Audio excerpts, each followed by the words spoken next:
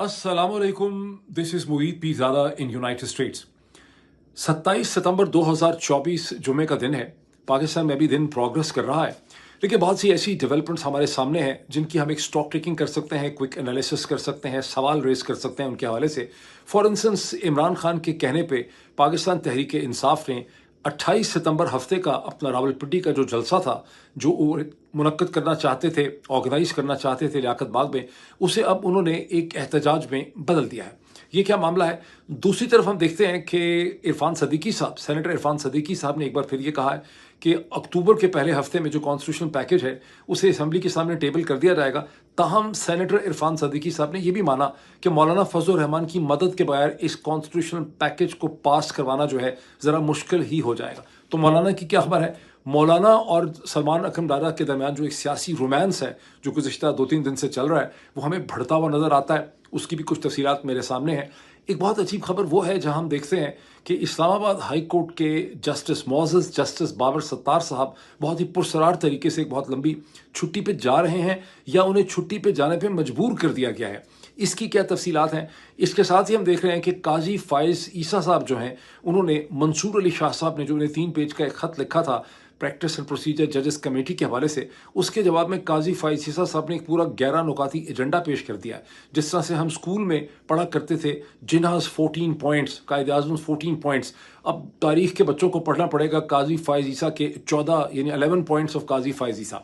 और इन सारी चीज़ों के साथ साथ मैं आज इस थोड़े से वीलॉग में ये भी मैं थोड़ा सा जिक्र इसका करना चाहता हूँ कि किस तरह से वो जो बेकरी वाला मौसम है, उसने लगता है कि पूरी पाकिस्तान की अशराफिया को और मीडिया का बहुत बड़ा जो एक हिस्सा है उसे बिल्कुल नंगा कर दिया है। इस तरह से नंगा कर दिया, एक्सपोज कर दिया है, जिस तरह बेचारे केले का अगर आप पूरा छिलका उतार दें एक ही दफ़ा तो केला नंगा नंगा सा लगने लग जाता है। ये मामला है क्या और किस किस्म की अजीबो गरीब किस्म की एक्सक्यूज़ दिए जा रहे हैं काजी फाइज ईसा साहब की इज्जत को डिफेंड करने के लिए? ये तमाम चीज़ें बहुत क्विकली मैं इसको कवर करूँगा, तेज़ी से बोल रहा हूँ। और लेकिन सबसे पहले आपसे रिक्वेस्ट करूँगा कि अगर अभी तक आपने इस चैनल को सब्सक्राइब नहीं किया, इसे सब्सक्राइब करें, बेल आइकन पे क्लिक करें ताकि आपको नोटिफिकेशंस मिल सकें। वीडियोस को शेयर करें, वीडियो अगर आपको पसंद आती है उसे लाइक करें, उसकी डिस्कशन में आप पार्टिसिपेट करें और ज़्यादा ड्यूरेशन तक उसको आखिर तक देखने की कोशिश कीजिए। उसका फ़ायदा ये होता है, मैं आपको 3 ग्राफ आपको दिखाता हूँ। ये पिछली वीडियो का हशर किया है चौधरी निज़ामुद्दीन की टीम ने। ये बुनियादी तौर पर एक ऐसी ट्रैफिक जनरेट करते हैं, फिर उसको ड्रॉप करते हैं। कॉन्करेंट जो व्यूज़ होते हैं पहले 30-35 मिनट में, उनको इतनी शिद्दत से गिरा देते हैं कि वर्ल्ड वाइड एक यूट्यूब की वीडियो का जो एल्गोरिदम है वो डिस्टर्ब हो जाता है। जब आप एक वीडियो को आखिर तक देखते हैं तो फिर ये एल्गोरिदम को आप रेस्टोर करने में मदद करते हैं और इससे किसी हद तक इनकी जो साजिश है उसका मुकाबला करने में मदद मिलती है। अब चलते हैं हम डेवलपमेंट्स की तरफ, और सबसे पहले बेकरी वाली डेवलपमेंट। इससे पहले कि हम ये जिक्र करें, एनालिसिस करें कि इमरान खान ने रावलपिंडी के जलसे को एक एहतजाज में क्यों बदल दिया है, मैं चलना चाहता हूँ इस्लामाबाद की उस बेकरी वाले वाक़े की तरफ, जिस बेकरी का नाम मेरा ख्याल है क्रस्टीज़ है,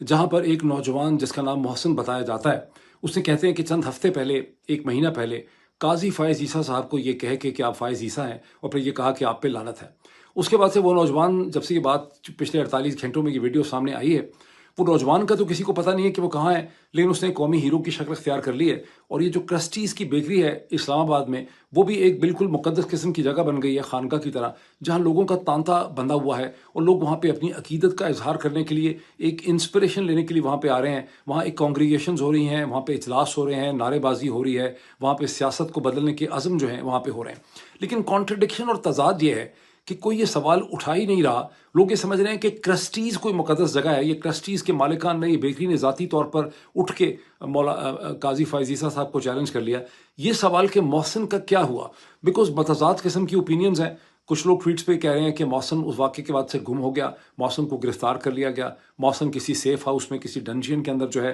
वो पड़ा हुआ है, और मोहसिन को नौकरी से निकाल दिया गया। तो मोहसिन के बारे में कोई वेयर अबाउट्स क्लियर नहीं है। एक तो ये इसकी बहुत बड़ी कॉन्ट्रडिक्शन है। अच्छा, अब ये मैं आपको कुछ ट्वीट्स वगैरह दिखाता हूँ। अब इसके बाद काजी फाइज ईसा साहब को डिफेंड करने के लिए मीडिया के ऊपर और पाकिस्तान के अशराफिया की तरफ से 2 किस्म के एक्सक्यूज़ेस जो हैं दिए गए हैं।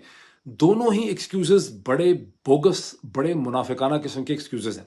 एक्सक्यूज़ नंबर 1 ये है कि मोहसिन जो लड़का था उसने एक एक्ट ऑफ एक्सट्रीमिज़म किया है। मोहसिन एक इंतहा पसंद था। फवाद चौधरी साहब ने, आपको याद होगा कि एक दिन पहले ये इल्ज़ाम लगा दिया था कि मोहसिन TLP का ایکٹیوسٹ ہے اتنا خطرناک تھا کہ قاضی فائز عیسیٰ صاحب جو ہیں وہ صرف بے بسی میں اپنے ہاتھ ملتے رہے، اس کا کچھ نہ کر سکے۔ اب یہ پتہ چلتا ہے کہ نہیں، بیکری بھی سیل ہو گئی تھی، اس کو بھی شاید اٹھا لیا گیا تھا، تو اس سے تو لگتا ہے کہ فواد چودھری صاحب کی بات میں کوئی وزن نہیں تھا، پتہ نہیں کسی نے ان کے کان میں یہ بات ڈال دی۔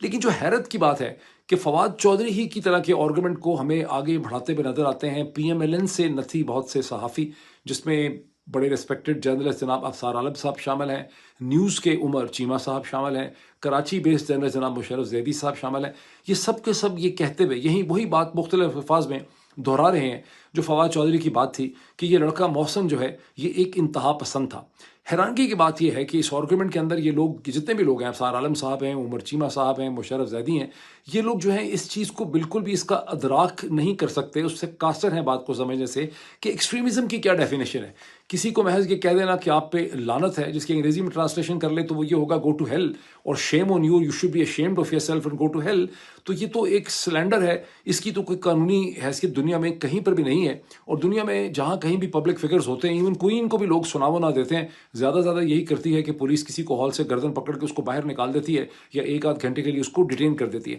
تو اس کو یہ ایکسٹریمزم اور انتہا پسندی کہہ رہے ہیں، اور دوسری طرف سے اس کا کوئی محاسبہ نہیں کر رہا کوئی کہ اس واقعے کے بعد کیا آپ ایک بیکری کو سیل کر سکتے ہیں، کیا اس کی وجہ سے آپ کسی کو گرفتار کر سکتے ہیں۔ یہ بھی لوگ کہہ رہے ہیں کہ جس نے ویڈیو بنائی تھی وہ اور اس کا گھر والے بھی گم ہو گئے، خدا بہتر جانتا ہے کہ اس کی کیا حقیقت ہے۔ لیکن آرگومنٹ جو ہے قاضی فائز عیسیٰ صاحب کے لیے جو کہ ڈیفنس میں دیا جا رہا ہے وہ انتہائی کمزور ہے، انتہائی بوگس ہے، اور اس میں کچھ ایسا لگتا ہے کہ کہیں سے کوئی سگنل آیا ہے۔ ان کے کیس میں تو آپ کہہ سکتے ہیں کہ سگنل لاہور سے آیا ہے، لیکن دو تین ایسے جرنلسٹ بھی ہیں جیسے بہت ہی پرومیننٹ ہمارے جو رپورٹر ہیں، ویلاگر ہیں جناب، بہت ریسپیکٹڈ صدیق جان صاحب، انہوں نے بڑا لمبا چوڑا ٹویٹ کیا، اور ان کا ایکسکیوز یہ ہے کہ قاضی فائز عیسیٰ صاحب کے ساتھ سینکڑوں ہزاروں اختلافات ہو سکتے ہیں، لیکن کوئی ہمیں معیار رکھنا پڑے گا تنقید کا، اور قاضی فائز عیسیٰ صاحب کی بیٹی یا بیوی کی موجودگی میں اگر ان کو کسی نے کہا ہے کہ آپ پہ لعنت ہے تو یہ بالکل ہم نے جو ہے حدیں جو ہیں وہ کراس کر لیں۔ یہ بڑا عجیب و غریب قسم کا آرگومنٹ ہے۔ پھر وہی بات آ جاتی ہے کہ دنیا میں جہاں کہیں پبلک فگر ہوتے ہیں وہ کچھ بھی ہو سکتے ہیں۔ امریکہ میں آپ کانگریس مین کو دیکھ لیں، سینیٹر کو دیکھ لیں، پریزیڈنٹ، وائس پریزیڈنٹ، گورنر، لوگ ان کے اوپر آوازیں کستے ہیں، ہر قسم کی ان کو گالیاں نکالتے ہیں۔ ہوتا یہی ہے کہ جو سیکیورٹی ہے اس کا کام یہ ہوتا ہے کہ کوئی ان کو فزیکل ہارم نہ پہنچا سکے۔ اب ایک آدمی نہتا جو ہے وہ اگر کسی کو کہہ دیتا ہے کہ آپ پہ لعنت ہو، قرض کرتا ہے، وہ کہتا ہے کہ آپ کو shame on you, basically go to hell, تو وہ کس طرح سے کوئی بہت بڑا کلچرل مسئلہ ہو گیا۔ اور ایک ایسے ملک میں دوسری طرف یہ وہ قاضی فائز عیسیٰ صاحب وہ وقت کے قاضی ہے جن کے ہوتے ہوئے لوگوں کے گھروں کے دروازے جو ہیں وہ توڑے گئے، بیٹیوں اور ماؤں اور بیویوں کی موجودگی میں ان کے جو خامند ہیں ان کو مار پیٹ کے گرفتار کیا گیا۔ یہ وہ ملک ہے جہاں پر تھانوں میں پڑی ہوئی بہاول نگر کی پولیس جو ہے اس کو تھانے سے نکال کے مارا گیا۔ یہ وہ ملک ہے جہاں پہ عدالتوں کے اندر عورتوں کو مارا گیا۔ یہ وہ ملک ہے جہاں پر ایک اپاہج لڑکی جو ہے اس کو ویل چیئر سے گھسیٹ کے زمین پہ، میں آپ کو فوٹیج دکھانے کی کوشش کرتا ہوں، اس کو پولیس والے گھسیٹ رہے ہیں، عورتوں کو بالوں سے پکڑ کے کھینچا گیا۔ تو یہ جو سارا ماحول ہے اس کے درمیان میں اتنی کوئی ایلیٹس قسم کی فیلنگ ہے۔ مجھے حیران ہے کہ صدیق جان جیسا پاپولر آدمی جو کہ عوام کی نبض کو بھی سمجھتا ہے، اس نے یہ آرگومنٹ پریزنٹ کر دیا ہے۔ اس سے ملتا جلتا آرگومنٹ جو ہے انتہائی پاپولر ریسپیکٹڈ ویلاگر اور ٹی وی اینکر پرسن جناب عمران ریاض خان نے بھی ایک دن پہلے دینے کی کوشش کی کہ ہمارا کلچر اس کی اجازت نہیں دیتا۔ اس کو دیکھ کے لگ یہ رہا ہے کہ کہیں سے سگنل آ رہا ہے قاضی فائز عیسیٰ صاحب کو ڈیفینڈ کرنے کا، لیکن جو آرگومنٹ دیے گئے ہیں وہ انتہائی کمزور اور انتہائی بوگس ہیں۔ اس سلسلے میں صرف ایک دو پوائنٹس اور ایڈ کر دوں کہ صدیق جان صاحب کا جو آرگومنٹ ہے جس میں وہ کہتے ہیں کہ قاضی فائز عیسیٰ صاحب کے ساتھ، جو ان کا ٹویٹ ہے کہ قاضی فائز عیسیٰ صاحب کے ساتھ ہمارے سینکڑوں اختلافات ہی کیوں نہ ہوں، اور جس طرح سے کلچر کا سہارا لیا عمران ریاض خان نے ایک دن پہلے،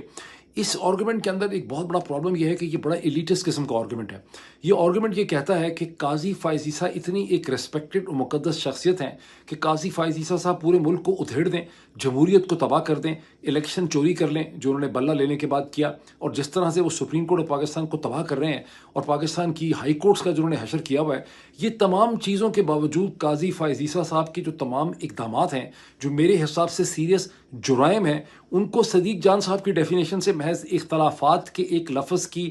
پیٹی کے اندر یا ڈبے کے اندر جو ہے وہ بند کیا جا سکتا ہے۔ اسی طرح جو کلچر کا سہارا یہاں پہ لیا جا رہا ہے یہ بھی بڑا بوگس آرگومنٹ ہے. کیا ہمارا کلچر، اگر قاضی فائز عیسیٰ صاحب کی بیوی کی موجودگی میں ان کو کسی نے یہ کہہ دیا ہے کہ لعنت ہے اور یہ ہمارے کلچر کی وائلیشن ہو گئی ہے، تو دوسری طرف جو لوگوں کے گھروں کے دروازے توڑے گئے، جو عورتوں اور بچوں کو مارا گیا، جو عورتوں کو سڑکوں پہ گھسیٹا گیا، جو ایسے کہتے ہیں اسلام آباد کے اندر ایک پولیس کی چھاونی کالونی کے اندر سے محمد اکرم جو ڈپٹی سپرنٹینڈنٹ پولیس ہیں ان کو ان کی 2 بیٹیوں بیوی بچوں کی موجودگی میں مار کے تھپے مار کے گھر سے نکال دیا گیا. یہ سب چیزیں کہاں ہمارے کلچر کے اندر فٹ ہوتی ہیں؟ یہ جو لڑکے لڑکیوں کی، عورتوں آدمیوں کی، پولیٹیشینز کی، مختلف سیلیبریٹیز کی ویڈیوز بنا لی گئی ہیں، ان کو بلیک میل کیا جاتا ہے ان کی آڈیو ویڈیو کے ذریعے، یہ کہاں سب چیزیں ہمارے کلچر میں فٹ ہوتی ہیں؟ اور یہ سب کچھ ایک ایسے وقت میں ہو رہا ہے جب قاضی فائز عیسیٰ صاحب اس ملک کے قاضی ہیں اور انہوں نے کسی بھی چیز کا حرام ہے کہ ایک بھی دفعہ قاضی فائز عیسیٰ صاحب نے کسی جبر کا، کسی زیادتی کا، کسی ظلم کا انہوں نے نوٹس لیا ہو. تو میں بڑا حیران ہوں کہ، لیکن میری انڈرسٹینڈنگ یہ ہے کہ کہیں سے کوئی ریکویسٹ آئی ہوگی، کہیں سے کوئی پریشر ہوگا جس کی وجہ سے اتنے فیک، اتنے کمزور قسم کے آرگومنٹس جو ہیں وہ دیے گئے ہیں ان جرنلسٹ کی طرف سے جن کی ہم تمام بہت عزت کرتے ہیں، ریسپیکٹ کرتے ہیں اور کرنی بھی چاہیے. اب آئیں اس طرف کہ عمران خان کے کہنے کے اوپر پاکستان تحریک انصاف نے راولپنڈی کا لیاقت باغ کا جو 28 ستمبر کا جلسہ ہے اسے ایک احتجاج میں بدل دیا. یہ کیا معاملہ ہے؟ یہ معاملہ یہ ہے کہ جب اس حوالے سے ڈسکشن ہوئی اور عمران خان کے سامنے حقائق رکھے گئے، اور اس وقت پاکستان تحریک انصاف کو چونکہ NOC تو ملا ہی نہیں تھا لیاقت باغ کا، اور انہوں نے ایک پٹیشن یا اپلیکیشن ڈالی ہوئی تھی لاہور ہائی کورٹ کے پنڈی ڈویژن بینچ میں،